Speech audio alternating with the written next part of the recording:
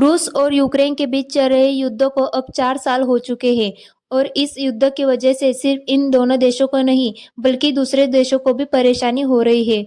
इनमें से सबसे बड़ी संख्या में भारत के लोग शामिल हैं, जो गए तो थे नौकरी या पढ़ाई के लिए, लेकिन वहां उन्हें धोखे से रूसी सेना में भर्ती कर लिया गया और यूक्रेन के खिलाफ लड़ने के लिए मजबूर किया गया है। इस मुद्दे पर संसद में भी चर्चा हो चुकी है, लेकिन समस्या पूरी तरह से खत्म नहीं हुई। इसी बीच हाल ही में गुजरात के 23 साल के साहिल मोहम्मद हुसैन का एक वीडियो सामने आया है, जो इस वक्त यूक्रेन की कैद में है और प्रधानमंत्री से भारत वापस आने की अपील कर रहा है। यहाँ तक कि उसने अपने इस बुरे एक्सपीरियंस के बेसिस पर लोगों को भी सलाह दी है कि रूस में कई स्कैमर्स हैं जो लोगों को झूठे मामलों में फंसाकर उन्हें सेना में शामिल होने के लिए मजबूर कर देते हैं। अब सवाल उठता है कि पढ़ाई और नौकरी के लिए गए हुए लोग युद्ध के मैदान तक कैसे पहुंचे, और जो भारतीय आज भी रूस और यूक्रेन में फंसे हुए हैं, उनकी सुरक्षित वापसी कब होगी? इन्हीं सवालों के जवाब आज हम इस वीडियो में समझेंगे। साहिल का कहना है, मैं खुद को बहुत बेबस महसूस कर रहा हूँ। मुझे नहीं पता आगे क्या होगा, लेकिन रूस आने वाली युवाओं को बस यही कहना चाहता हूँ कि सावधान रहे।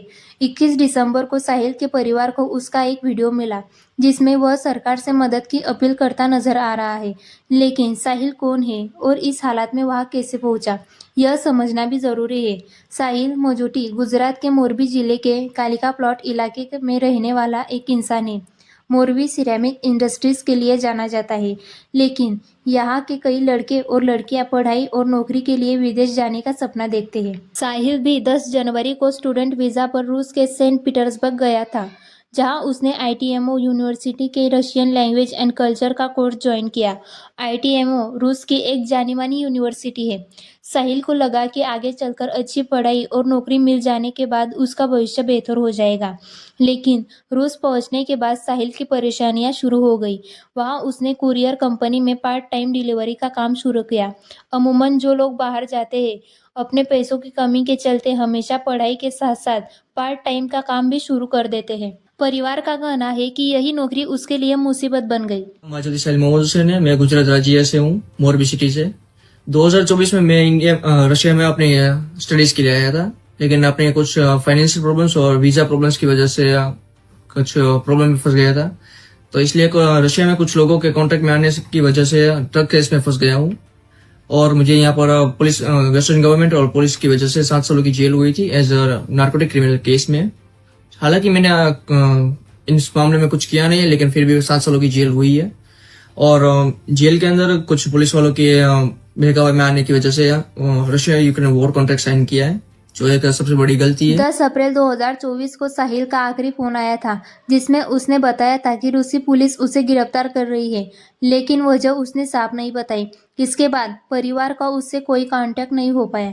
इसके बाद साहिल की मां ने कोर्ट में अर्जी लगाई थी कि उनके बेटे को छूटे ड्रग्स के मामले में फंसाया जा रहा है।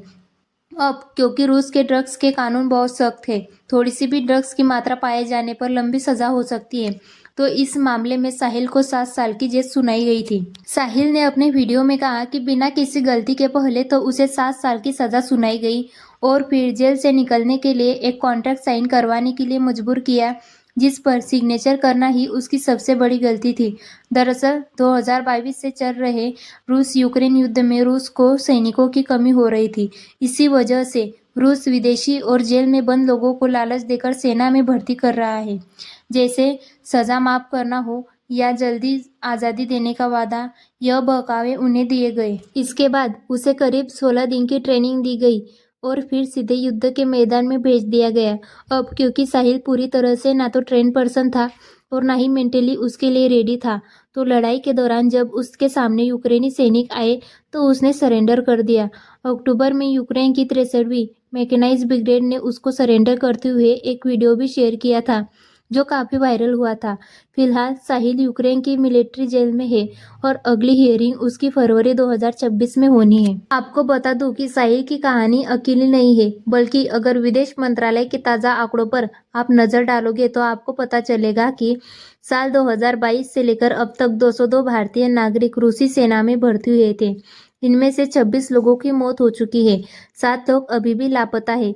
119 लोगों को सुरक्षित भारत वापस बुलाया जा चुका है, लेकिन 25 भारतीय अभी भी ऐसे ही वहां फंसे हुए हैं। इसके पीछे एक बड़ा ह्यूमन ट्रैफिकिंग नेटवर्क चलता है, जिसमें ज्यादातर निशाना भारत में उत्तर प्रदेश, पंजाब, गुजरात, राजस्थान और उत्तराखंड के बेरोजगार लोगों को बनाया जाता है।